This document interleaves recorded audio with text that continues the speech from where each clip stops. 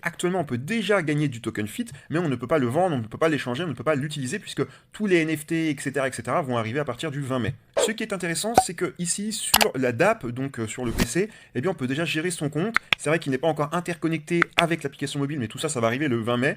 Ici, on a déjà un marché NFT, mais qui est quand même restreint, je tiens à le dire. Et on peut voir qu'on peut déjà acheter des œufs qui sont vendus avec le token Calo. Et on a vu tout à l'heure que le token est aux alentours de 26 centimes de dollars. Et on voit qu'il y a des couleurs, le vert, le bleu, et on a également les œufs flammes, donc les œufs nature, les œufs océan, les œufs flammes. En fait, ils ont tous une propriété particulière. Les œufs nature, ils vont tout simplement vous permettre de réduire les frais pour les inscriptions à des challenges sur l'application mobile à partir du 20 et 22 mai.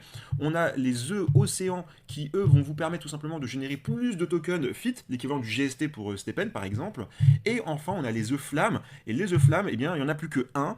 Là, je le vois affiché à 4950, mais quand je clique dessus, et on voit que cet œuf est quasiment à 200 000 Calo, et lui, par contre, il vous permet d'augmenter les récompenses Calo, donc le token de gouvernance. 200 000, ça commence quand même à faire de l'argent. On parle d'à peu près 40 000 dollars pour cet œuf.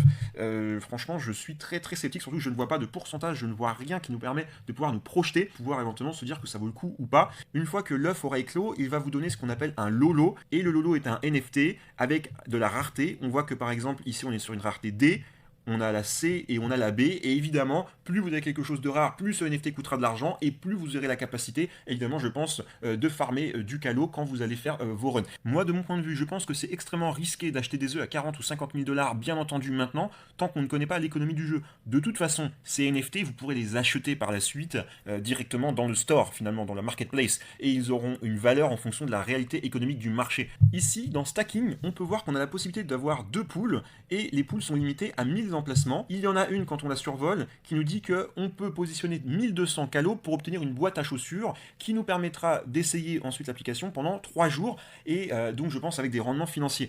Ici on voit que si je pose 2000 calos, eh bien je pourrais avoir une boîte à chaussures mais cette fois-ci avec une durée de 7 jours.